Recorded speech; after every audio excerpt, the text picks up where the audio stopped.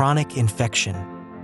Recently, researchers have highlighted the role of systemic infections in increasing the risk of developing dementia.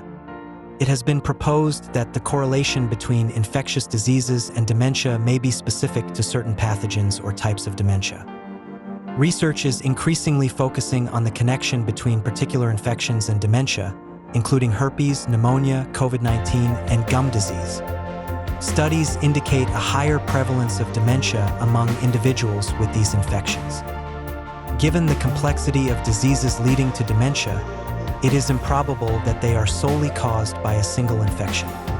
Additionally, there have been associations between Alzheimer's disease and other infections that trigger prolonged activation of the immune system.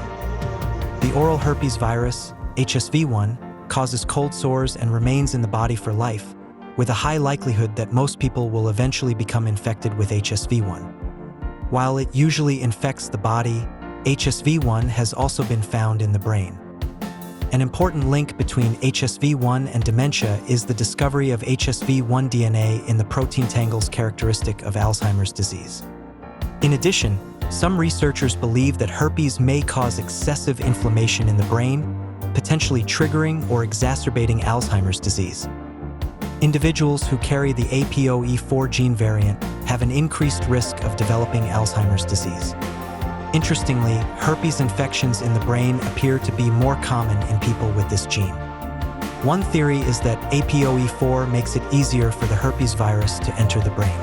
In addition, some researchers also think that APOE4 makes it easier for more virus particles to attach to brain cells, increasing the likelihood of infection. Chlamydophila pneumoniae is a bacterium that causes pneumonia. Studies have identified the presence of this bacterium in the brain cells of people with Alzheimer's disease. Its presence in the brain may lead to increased inflammation, which may contribute to the underlying mechanisms of Alzheimer's disease. Other pneumonia-causing bacteria have also been linked to an increased risk of developing dementia. Over the past year, evidence from observational studies has begun to suggest a possible link between COVID-19 and dementia. For example, COVID-19 infections have been shown to have adverse effects on the immune and nervous systems, even in patients without neurological symptoms, suggesting the possibility of long-term cognitive effects.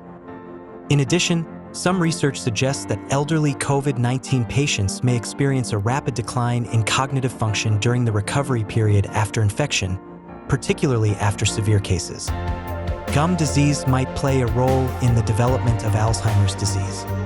This comes from the discovery of gum disease bacteria and their toxic products in the brains of people who had Alzheimer's disease. Gum disease has also been associated with a greater risk of developing Alzheimer's disease, with faster loss of memory and thinking abilities in people living with the disease. Alzheimer's Society-funded research has shown that gum inflammation, missing teeth, and tooth decay are all associated with poor memory and cognitive function in people over the age of 60. Dementia is a syndrome that is characterized by the progressive deterioration of nerve cells and brain damage caused by various diseases. This deterioration results in a decline in cognitive abilities that exceeds the typical age-related changes. Although consciousness is typically maintained, cognitive impairment is frequently accompanied or preceded by changes in mood, behavior, or motivation. The ramifications of dementia extend across physical, psychological, social, and economic dimensions, impacting not only those living with the condition but also their caregivers, families, and society at large. Manifestations of dementia vary significantly among individuals, influenced by underlying causes, coexisting health issues, and pre-existing cognitive abilities. Age does represent a significant risk factor. However, dementia isn't an inevitable consequence of aging. Dementia also isn't confined to older populations.